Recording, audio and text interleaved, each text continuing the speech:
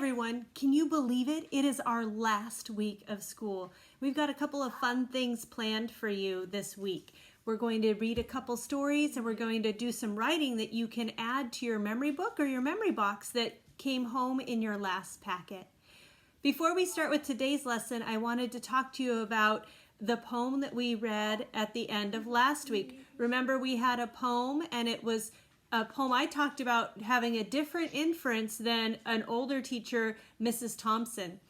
She thought that that poem about being inside of a house without any doors or windows, she said that poem was about an egg. So about like a bird coming out of a fragile egg, and once it comes out, it can't go back in. I thought the poem was about a butterfly coming out of its chrysalis. Once a butterfly breaks out of its chrysalis, the chrysalis is broken and it can't get back in, but it was like a little home. So we both had a different inference, but they both strongly matched all of the evidence from the text. So that was an example of how two people can have a different idea, but as long as your information matches the evidence in the text, either one can work. In that case, the author really had written about an egg, but it's an example of how people can have different ideas, and as long as you support them with examples and evidence, both can work. So today, we are going to do a little reading and then some writing. I'm going to read to you a book called I Wish You More. Now, this is a book that is kind of filled with like hopes and dreams that teachers and parents have for their kids. So I want us to talk about it a little bit and think about inferring in this book too. And then we're going to use all of these wishes that we have for you to start dreaming and thinking about what you might want to be when you grow up. And then we'll add that page to our memory books. It's always fun to go back. Even 5 years from now, you'll probably have a different career picked out, a different job that you want to do.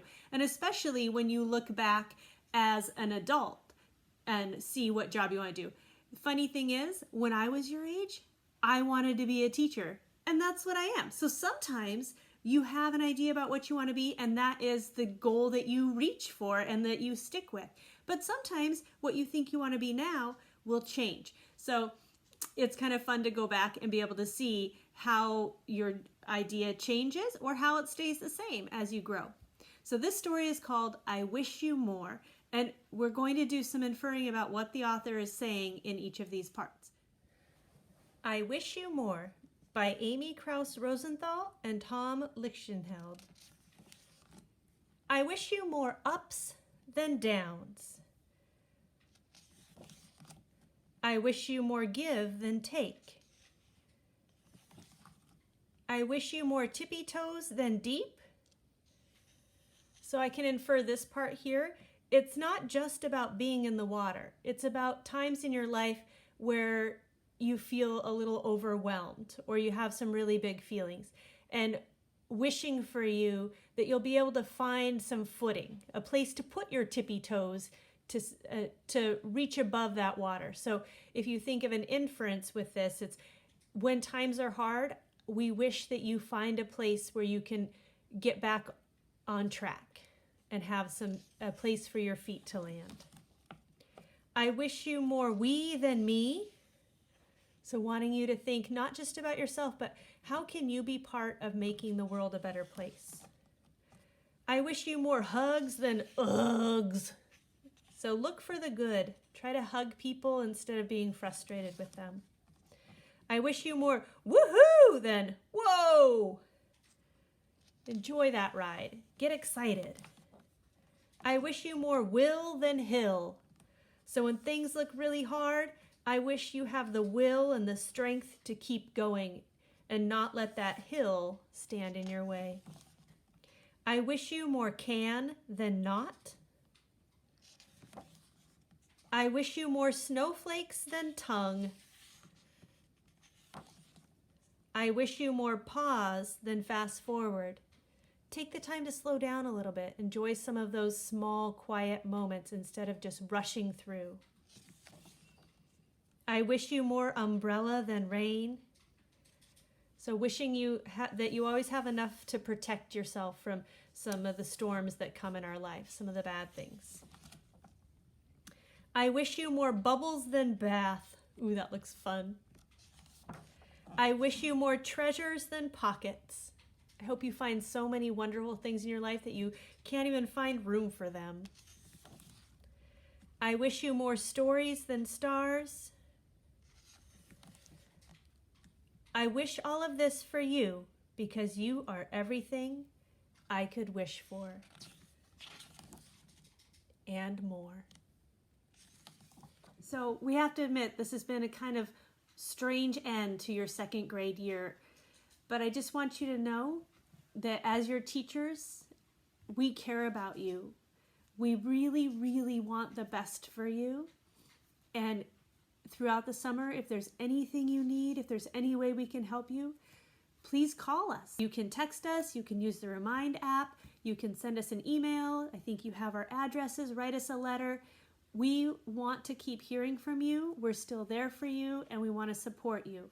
So just because it's the last week of school doesn't mean that learning has to stop, and it doesn't mean that we stop caring about you as your teacher. So as we move through the summer and we move into third grade, please come visit us. If you need someone to talk to, you want somebody to share something exciting with, you want to share something that you're hurting about, come find us, come talk to us. We're here for you and we love you and care about you. And we wish for you a wonderful life filled with lots of opportunities and room for growth. And so we want to know, what do you want to be when you grow up? There's room for you to write about it here and to draw a little picture of what you might look like when you're doing that. Now we could just write one sentence and say, when I grow up, I want to be blank. But I want to know more. I want to know why. What is it about that job that gets you excited? So if I were to write, when I grow up, I want to be a teacher, I would write, I want to be a teacher because I feel like I could help people. I also want to be a teacher because I think it's fun to do art projects with kids, and I love the look that kids get in their eyes when they learn something new. I love being a teacher because I love those little warm hugs from your little arms as you wrap around me. I wanted to be a teacher because I know it's a job where I can make a difference. So think about what it is you want to do and start by answering that question.